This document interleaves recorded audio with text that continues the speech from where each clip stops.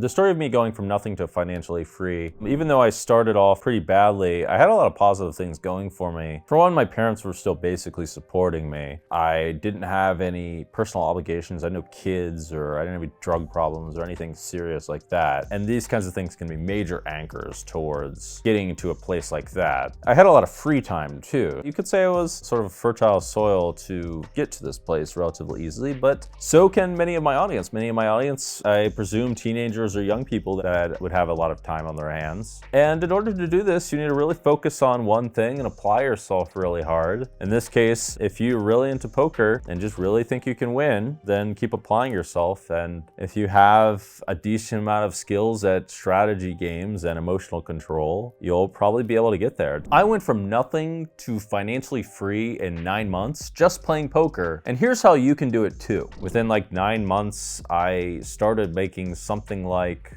maybe $800 to $1,000 a month. And by the end of the 9 months, I'd finally won a tournament. And I had won all the money that I lost back, $3,000 plus the tournament winnings that I had won for $5,000. I'd reinvested the money that I won from a tournament, and I had continued to scale more and more. And that's another thing you need to do, is you need to scale your money and not spend too extravagantly on other things. I had another positive side, which is I just didn't care about anything else material. I didn't need to spend my money at all. I just was happy to reinvest and make it and keep trying to make money, basically. So that was another positive thing going for me. I highly recommend that if you're trying to get rich, is to basically keep scaling and keep reinvesting your money into learning and into more lucrative opportunities. If you want to become financially free in a short amount of time, it's harder today than it used to be. This is how I did it. I, in fact, lost $3,000 at the very beginning in 3 months, and you don't have to do that, but you should start at the very smallest stakes. You should do your research and find where there's small hidden positive sums of money that you can search out. If there's deposit bonuses, you should capitalize on those. You should make sure you have the best rake deals, rake back deals of 30%, etc. I didn't even do all this. If you happen to be still living with your parents, you want to reduce your expenditure to as little as possible, not spend so extravagantly on anything. So actually staying with your parents is a good thing in this case. And you want to keep reinvesting in your learning and reinvesting in opportunities. Have as narrow focus as possible. And if you do this and you keep applying yourself, and if you have a decent amount of intelligence for strategy, you probably don't need that much, and some kind of emotional control, I think that there's a very good chance that you can get there. A really big key factor in this will be the kinds of environments that you're playing in and how much possible value it is to extract from them. So you really need to do your research on how many people are actually winning in these environments and where the soft money really is. A big pivotal point for me while I was scaling was I played a little bit of heads-up poker, and all of a sudden I won $300 in a day and thought to myself, wow, this is like some serious money back in 2009. And I just won way more money than I did at that versus sit and goes. And I realized, okay, the money's in heads-up poker. It mostly is no longer in heads-up poker, but there can be equivalents of today that you can find all this value in. To create emotional resilience in poker, a few things are necessary, but the first couple things are you really just have to jump in there and experience it for yourself. And this will create various ways of getting through it. It will also create coping mechanisms that aren't necessarily healthy. And the way to deal with these, there's multiple mental health training coaches that deal with these, but another big way of dealing with them is through meditation and simply accepting things for how they are. There's also quite some knowledge that helps the situation a little bit better, but unless you apply it, it's not going to have much effect by definition if you're on a heater, if you're running very hot. And if you're running very bad, the universe is going to repay back the money to you at some point in the future anyway.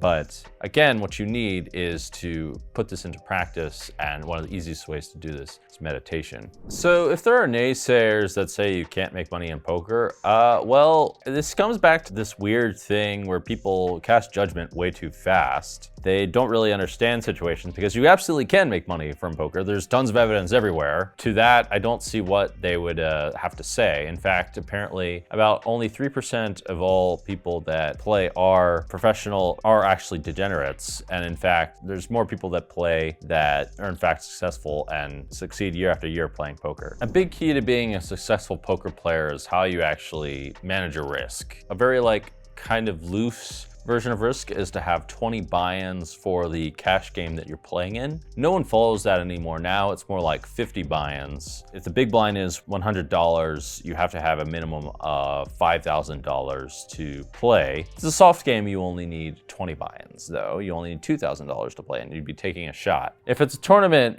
you need at least 100 times multiplier to not worry too much about the swings. So if it's a $1,000 buy-in tournament, you need at least $100,000 to not worry too much about the swings. And if you follow this and follow it with some kind of diligence, then there's a really low likelihood that you go broke, especially at the lower stakes where there's a lot of liquidity. And even if you lose and you have to do the unfortunate thing and go down in stakes, there's still plenty of opportunities for you to work your way back up and play higher and higher games.